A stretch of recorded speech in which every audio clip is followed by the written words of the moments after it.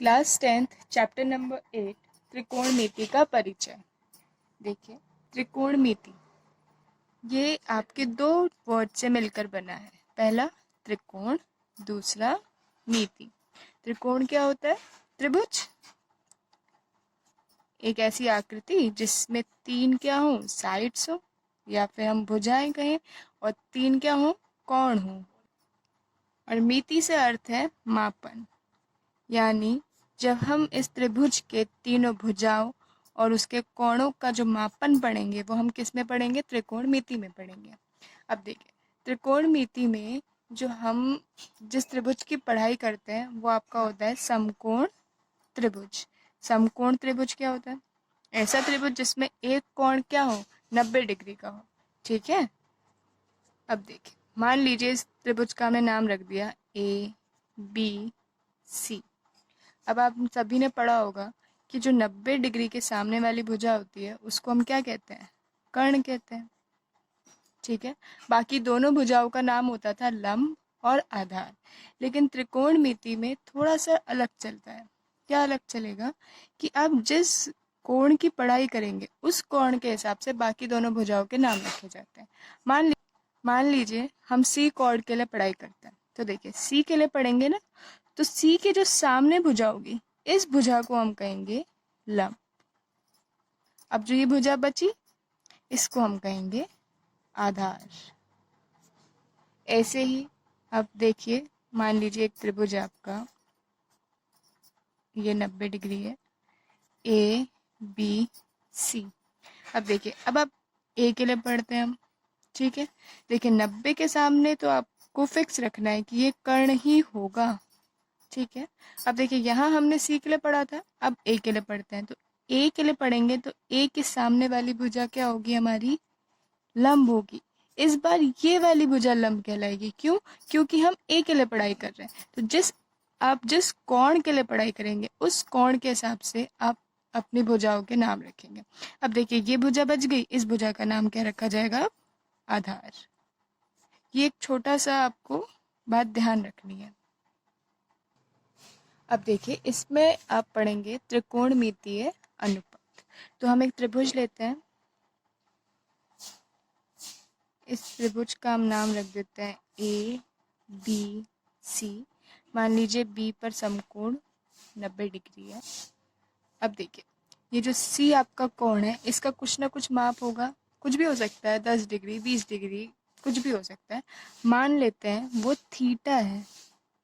अब देखिए, अब ये थीटा क्या है? जैसे हम हिंदी में पढ़ते हैं ना, पढ़ते हैं, ठीक, इंग्लिश में आपने ABCD पढ़े होंगे, ठीक है, वैसे एक आपकी भाषा होती है ग्रीक भाषा। इस ग्रीक भाषा में उस ग्रीक भाषा की वर्णमाला का ये एक अक्षर है, 8वां अक्षर होता है, इसको पढ़ते हैं हम थीटा। ठीक है। इसी तरीके से उसमें आप आगे जब पढ़ेंगे तो आप पढ़ेंगे एक अल्फा होता है, इसको अल्फा पढ़ते हैं। एक आपका बीटा होता है। ठीक है। इसमें आपने डेल्टा पढ़ा होगा। और एक आपने बहुत ज़्यादा हम यूज़ करते हैं पाई। ठीक है।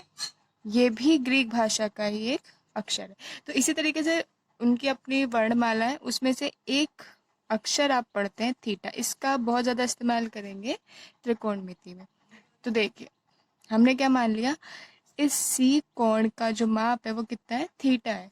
कुछ भी हो सकता है, तो हमने उसे थीटा मान लिया। अब हम इस थीटा कोण के लिए ही पढ़ाई करेंगे।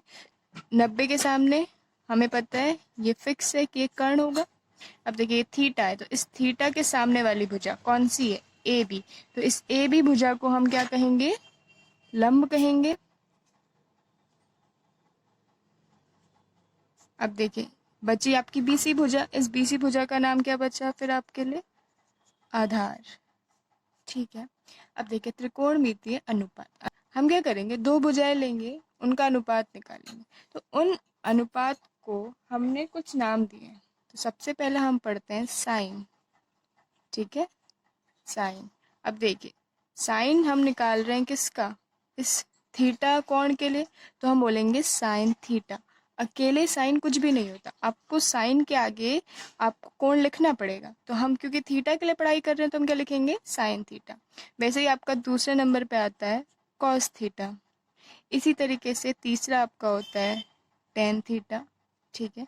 फिर आप पढ़ते हैं कॉट थीटा, उसके बाद आपका आता है सेक थीटा, और एक आपका बचा कॉसेक थीटा। तो इस तरीके से आपके 6 त्रिकोणमितीय अनुपात आप पढ़ेंगे। तो सबसे पहला sine theta, cos theta, tan theta, cot theta, sec theta और कॉसेक थीटा, ठीक है। तो इनके छोटे छोटे फॉर्मूले हैं, वो हमें देखने हैं। अब देखिए, इन फॉर्मूले को याद करने का एक छोटा सा आपका ट्रिक होता है। देखिए, कर्ण को हम के से शो कर सकते हैं, आधार को ए से, और लंब को हम दिखा देते हैं एल से। तो इसको याद करने के लिए हमारे पास क्या तरीका है, देखिए इसको हम याद करते हैं इस तरीके से। देखिए एल ए एल अपॉन के ए, देखिए एल ए एल लाल बटे कक्का, आप ऐसे याद कर सकते हैं।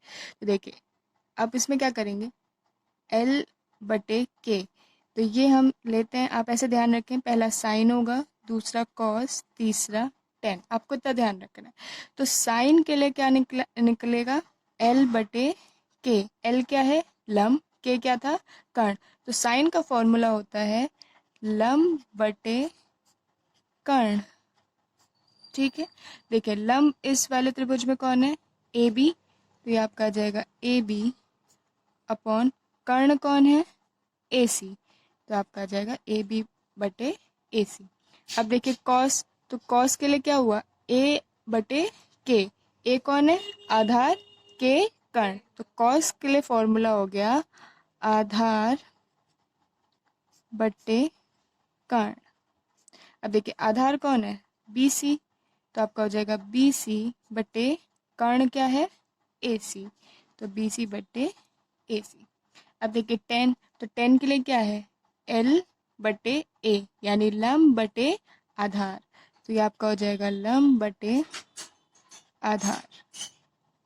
अब देखिए लंब कौन है, ए बी है, तो आपका आ गया ए बी बटे आधार कौन है आपका, बी सी। अब कॉट के लिए, तो कॉट के लिए हम उल्टा चलते हैं, जैसे टेन के नीचे आपका आ जाएगा कॉट, तो कॉट क्या होगा, आधार बटे लंब, ठीक है। अब ये यहाँ से उल्टे होते चले जाएंगे, तो ये हो जाएगा आधार बटे लंब। अब देखिए आधार कौन है, बी सी, और लंब है आपका ए बी, बी सी बटे ए बी। अब देखिए सेक, तो ये इधर से उल्टा होगा, तो कितना आ जाएगा, कर्ण बटे आधार, तो देखिए कर्ण बटे आधार, तो कर्ण कितना हो गया, ए सी, और आधार है आपका बी सी। अब कॉसेक, तो कॉसेक क्या होता है, इधर से कर्ण बटे लंब, तो कर्ण बटे लंब, तो देखिए कर्ण कौन है, ए सी बटे लंब कौन है, ए बी। तो ये आपके 6 छोटे छोटे फॉर्मूले बनते हैं। तो उसको याद करने का ये ट्रिक है, लाल बटे कक्का, यानी एल ए एल बटे के ए। तो आप सीक्वेंस याद रखेंगे, पहले साइन कॉस टेन, उसके बाद उल्टा चलना है, कॉट सेक कॉसेक। तो साइन क्या हो जाएगा, लंब बटे कर्ण, कॉस आधार बटे कर्ण, टेन लंब बटे आधार। अब उल्टा चलिए, तो कॉट के लिए आधार बटे लंब, सेक के लिए कर्ण बटे आधार, और कॉसेक क्या हो जाएगा, कर्ण बटे लंब। देखिए अभी हमने पढ़ा आपका साइन थीटा क्या होता है, लंब बटे कर्ण, और कॉस थीटा आधार बटे कर्ण। अगर हम साइन थीटा और कॉस थीटा को डिवाइड कर दें, आप डिवाइड कर दीजिए, तो देखिए साइन थीटा क्या था, लंब बटे कर्ण, ठीक है, और कॉस थीटा क्या है, आधार बटे कर्ण। तो अब देखिए इसको हम सॉल्व करेंगे, तो लंब बटे कर्ण तो ऐसे ही, ये वाला ऊपर आएगा, तो कर्ण तो ऊपर आ जाएगा, आधार नीचे। तो देखिए कर्ण से कर्ण कैंसिल हो गया, तो क्या बचा, लंब बटे आधार। अगर आपको ध्यान हो तो अभी हमने पढ़ा था लंब बटे आधार क्या होता है, टेन थीटा होता है। तो यहाँ से ही आपका एक फॉर्मूला बन गया टेन थीटा के लिए कि टेन थीटा आपका क्या होगा, साइन थीटा बटे कॉस थीटा। ये आपको याद रखना है। अब देखिए हमने पढ़ा टेन थीटा होता है आपका लंब बटे आधार, और देखिए कॉट थीटा क्या है, आधार बटे लंब। तो जब हम टेन थीटा का व्युत्क्रम लेंगे या रेसिप्रोकल लेंगे तो कैसे लेंगे, 1/10 थीटा। तो ये भी 1 के नीचे जाएगा, तो 1 के नीचे आपने रखा तो लंब बटे आधार। इसको कैसे सॉल्व करते हैं, आधार ऊपर आ जाएगा तो कितना आ गया, आधार बटे लंब। और ये किसका फॉर्मूला है, कॉट थीटा के लिए। तो यहाँ से आपके लिए फॉर्मूला आ गया कि कॉट थीटा क्या होता है आपका, 1/10 थीटा होता है। अब देखिए इसी 1/10 थीटा को हम सॉल्व करते हैं। तो देखिए देखिए टेन थीटा का भी फॉर्मूला निकाला था, साइन थीटा बटे कॉस थीटा।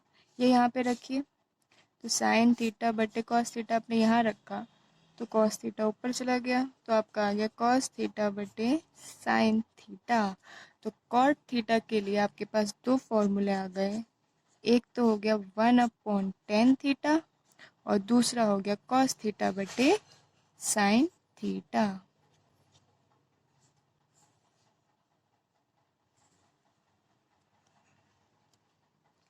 अब देखिए साइन थीटा का फॉर्मूला लंब बटे कर्ण और कॉसेक थीटा का कर्ण बटे लंब। यानी अगर हम साइन थीटा का व्युत्क्रम निकालें, यानी एक के नीचे ले जाए उसको, तो क्या आएगा, 1/लंब बटे कर्ण। ठीक है, एक के नीचे रख दिया हमने, तो कर्ण कहाँ जाएगा, ऊपर।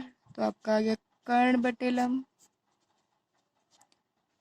ये किसका मान है, कॉसेक थीटा का। तो कॉसेक थीटा के लिए आपके पास फॉर्मूला आ गया 1/sin थीटा।